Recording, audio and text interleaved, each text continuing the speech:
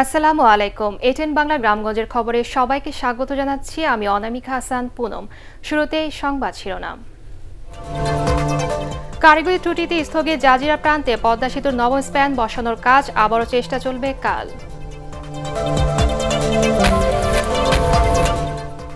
নিজেদের অপকর্ম ও ব্যর্থতা ঢাকতে খালেদা জিয়ার মুক্তি নিয়ে সরকারকে দোষারোপ করছে বিএনপি, বলেন মাহবুবুল আলম হানিফ। এবারে বিস্তারিত। কারিগরি ত্রুটির কারণে আজ শেষ পর্যন্ত জাজিরা প্রান্তে পদ্মা সেতুর নবম স্প্যান বসানোর কাজ স্থগিত করা হয়। কাল সকালে আবার স্প্যানটি বসানোর কাজ শুরু হবে। এর আগে সকালে কাজ শুরু হয়ে একটানা 5 ঘন্টা চেষ্টার পর স্প্যান বসানোর কাজ স্থগিতের ঘোষণা দেন সংশ্লিষ্ট কর্তৃপক্ষ। সেতু 34 ও 35 নম্বর পিলারের উপর স্প্যানটি বসানোর কথা ছিল। 150 মিটার লম্বা ও প্রস্থ 13 মিটার বিশাল স্প্যানটি বসানোর পর জাজিরা প্রান্তে দৃশ্যমান হবে সেতুর 1200 মিটার। বাতাসের কারণে আমাদের নঙ্গরটা ছেড়ে গেছে। তার কারণে আজকে আমরা আবার সবাই মিলে কাজ করতেছিলাম। কাজ করার পর কাজ আমাদের সাকসেস হয়ে গেছে, কিন্তু এখন আমাদের নঙ্গরটা আমরা জাহাজটা আসতে পারছে না, কিনারে মাটিতে বেজে গেছে। তাই আবার ডেজারে মাটি খনন করে আবার আগামীকাল উঠানো হবে। বিএনপি নিজেদের অপকর্ম ও ব্যর্থতা ঢাকতে খালেদা জিয়ার মুক্তি নিয়ে সরকারকে দোষারোপ করছে বলে মন্তব্য করেছেন আওয়ামী লীগের ভারপ্রাপ্ত সাধারণ সম্পাদক মাহবুবুল আলম হানিফ। সকালে কুষ্টিয়া দলীয় নেতাকর্মীদের সাথে মতবিনিময় শেষে সাংবাদিকদের প্রশ্নের জবাবে তিনি এই মন্তব্য করেন। দেশে কোনো ধরনের ঘটনা বা দুর্ঘটনা ঘটলে সেটাকে কেন্দ্র করে বিএনপি সবসময় উস্কানি দেওয়ার চেষ্টা করে বলেও মন্তব্য করেন মাহবুবুল আলম হানিফ। নিজেদের অপকর্ম, নিজেদের ব্যর্থতা ঢাকার জন্য তারা সবসময় সরকারের উপরে দোষারোপ করতে চাইছে। এই সমস্ত সরকারের উপরে দায় চাপিয়ে মিথ্যাচার করে জনগণের দৃষ্টি ঘোরানোর কোনো সুযোগ নেই। বিএনপির রাজনীতি ভুলে ভরা, এজন্য মানুষ তাদের কাছ থেকে মুখ ফিরিয়ে নিয়েছে বলে মন্তব্য করেছেন সাবেক বাণিজ্য মন্ত্রী সংসদ সদস্য তোফায়েল আহমেদ। দুপুরে ভোলা সরকারি বালক উচ্চ বিদ্যালয় মাঠে সদর উপজেলা আওয়ামী লীগের তৃণমূলের কর্মীদের সাথে মতবিনিময় সভায় তিনি এই মন্তব্য করেন। নেতিবাচক রাজনীতির কারণে একদিন বিএনপি বিলীন হয়ে যাবে বলেও মন্তব্য করেন তোফায়েল আহমেদ।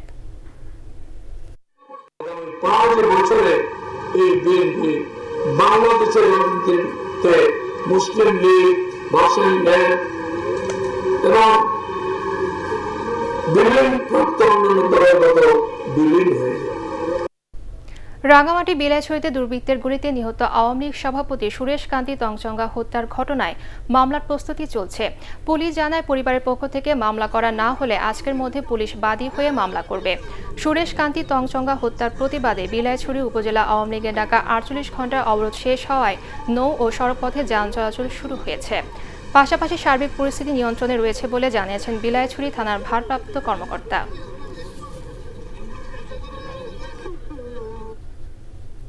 নিউজিল্যান্ডে মসজিদে হামলার প্রতিবাদে বরিশালের সদর রোডে মহানগর ইমাম সমিতির উদ্যোগে মানববন্ধন করেছেন ইমামরা। মানববন্ধনে বরিশাল মহানগর ইমাম সমিতির সভাপতি মাওলানা কাজী আব্দুল মান্নান ও সমিতির সম্পাদক মাওলানা শামসুল আলম বক্তব্য রাখেন। বক্তা নিউজিল্যান্ডে মুসলমানদের হত্যার তীব্র নিন্দা ও প্রতিবাদ জানান। মানববন্ধনে জেলার ইমাম ছাড়া ও সর্বস্তরের মানুষ অংশ নেন।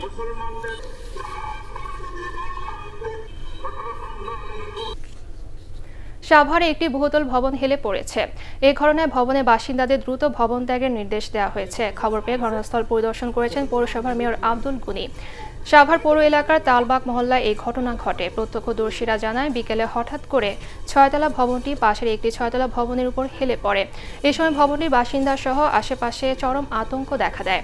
বুয়েট থেকে পরীক্ষা নিরীক্ষার পর ভবনটির ব্যাপারে সিদ্ধান্ত নেওয়া হবে বলে জানিয়েছেন পৌর মেয়র।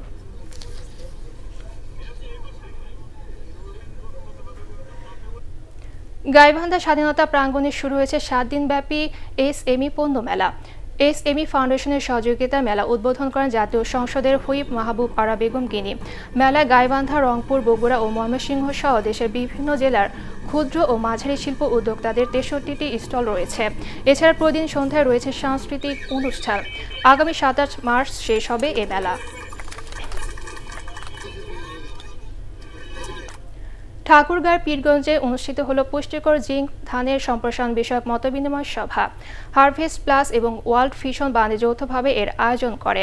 সভায় কৃষি সম্প্রসারণ অধিদপ্তরের উপপরিচালক আফতাব হোসেন ও কৃষিবিদ ডক্টর এম.এ. সালেক সহ অন্যান্যরা বক্তব্য রাখেন। বক্তারা জিঙ্ক সমৃদ্ধ ধানের গুরুত্ব তুলে ধরে এ জাতের ধানের আবাদ বৃদ্ধির জন্য কৃষকদের পরামর্শ দেন। কৃষক, কৃষানি, শিক্ষক, ধর্মীয় নেতা ও জনপ্রতিনিধি সহ গণ্যমান্য ব্যক্তিরা সভায় উপস্থিত ছিলেন। জয়পুরহাটের আকেলপুর উপজেলার সোনামুখী এলাকায় তুলসী গঙ্গা নদীর সংরক্ষা বাঁধ কেটে মাটি নিয়ে যাওয়ার অভিযোগ উঠেছে এলাকার প্রভাবশালীদের বিরুদ্ধে। স্থানীয়রা জানান, মাটি কাটা এখনই বন্ধ করা না হলে বর্ষা মৌসুমে ওই এলাকার প্রায় 15-20টি গ্রামের আবাদি ফসল সহ কাঁচা পাকা ঘরবাড়ি বন্যার পানিতে তলিয়ে যাওয়ার আশঙ্কা রয়েছে।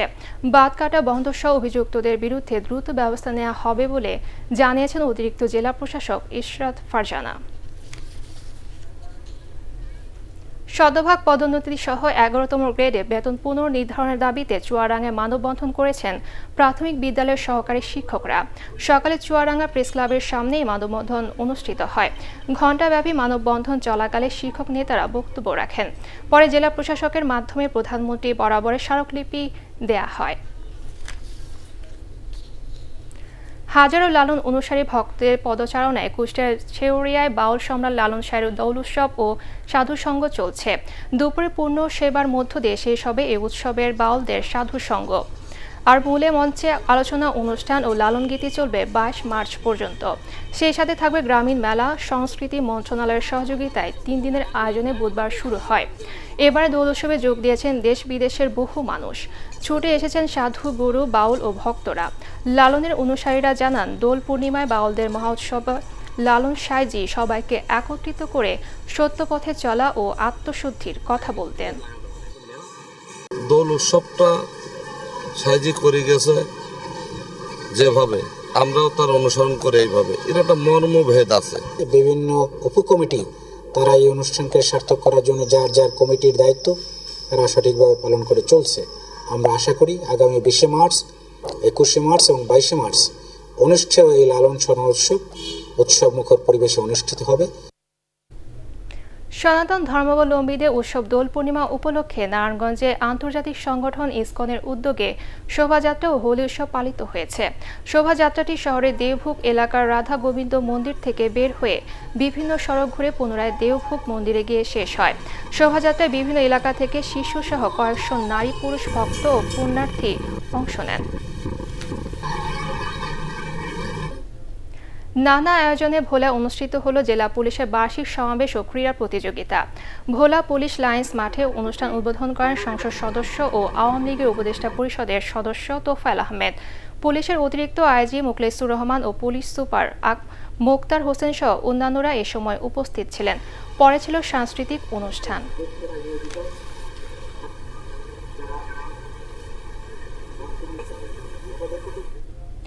লালমনিরহাট শেখ কামাল স্টেডিয়ামে শুরু হয়েছে প্রথম বিভাগ ক্রিকেট টুর্নামেন্ট। উদ্বোধন করেন জেলা প্রশাসক মোহাম্মদ শফিউল আরিফ। উদ্বোধনী খেলায় অংশ নেন লালমনিরহাট ক্রিকেট একাডেমি ও বিজয় 16-11। পুলিশ সুপার SM রশিদুল হক ও জেলা ক্রীড়া সংস্থার সাধারণ সম্পাদক অ্যাডভোকেট আবু আহাদ খন্দকার লেনিন সহ অন্যান্যরা এই সময় উপস্থিত ছিলেন।